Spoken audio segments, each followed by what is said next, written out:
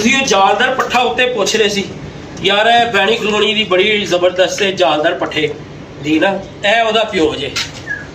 ਠੀਕ ਹੈ, ਇਹਦੀਆਂ 2 ਭੈਣਾਂ 2-3 ਭੈਣਾਂ ਨੇ ਉੱਤੇ, ਇੱਕ ਪੱਠਾ ਜੇ। ਇਹ ਉਹਦਾ ਪਿਓ ਜੇ। ਮੈਂ ਸ਼ਾਰਟ ਵੀਡੀਓ ਵੀ ਲਾਈ ਹੋਈ ਹੈ ਤੇ ਤੁਸੀਂ ਵੇਖ ਲਈ ਹੋਏਗੀ ਸ਼ਾਇਦ। ठीक है, वालेकुम अस्सलाम।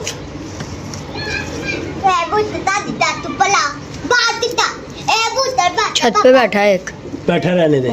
ओए होए उधर मार, है ते उड़िया है। जूम कर, सेंटर पे कर लेता है कैमरा। कबूतर को सेंटर पे लेके आ। अफसोस है यार, बच्चे भी।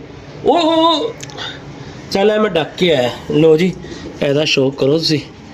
ਇਹ ਡੱਬਾ ਵਾਲਾ ਕਬੂਤਰ ਕਸੂਰੀਆ। ਠੀਕ ਹੈ, ਤੇ ਮਾਦੀ ਦਾ ਵੀ ਮੈਂ ਤੁਹਾਨੂੰ ਸ਼ੌਕ ਕਰਾਣਾ। ਇਹਦੇ ਬੱਚੇ ਜਾਂਦੇ ਜੁੰਦੇ ਕੋਈ ਨਹੀਂ, ਔਰ ਉੱਡਦੇ ਵੀ ਬੜੇ ਨੇ। ਡਰੋ ਉਹ ਇਹਨੂੰ ਕਾਂ ਨੂੰ ਡਾ, ਮੈਂ ਇਹਨੂੰ ਫੜ ਕੇ ਆਇਆ। 1 ਮਿੰਟ 1 2 3 ਗੋ।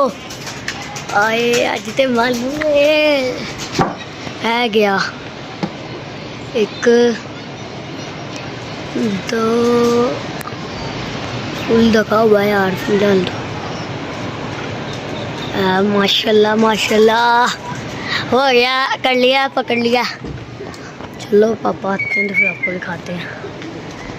आ गए पापा, बनाई ली पापा। स्टॉप कर रहा हूँ।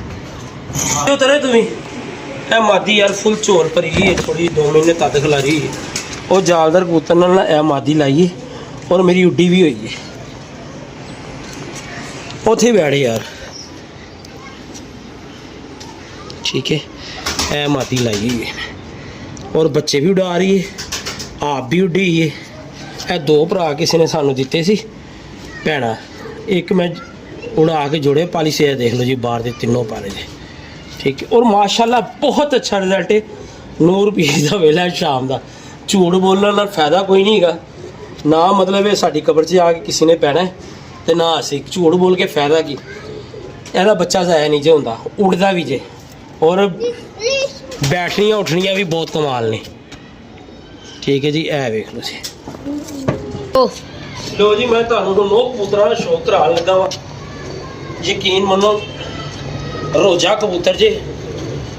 मैं जी तारीफ नहीं जे करनी, तुसी आप वेख लो। इधर मुझे भी दिखा यार, इसकी तो मेन वीडियो बनवानी। दिखाता हूँ। मंजी किन्ने पीछे की है? उधरों चल।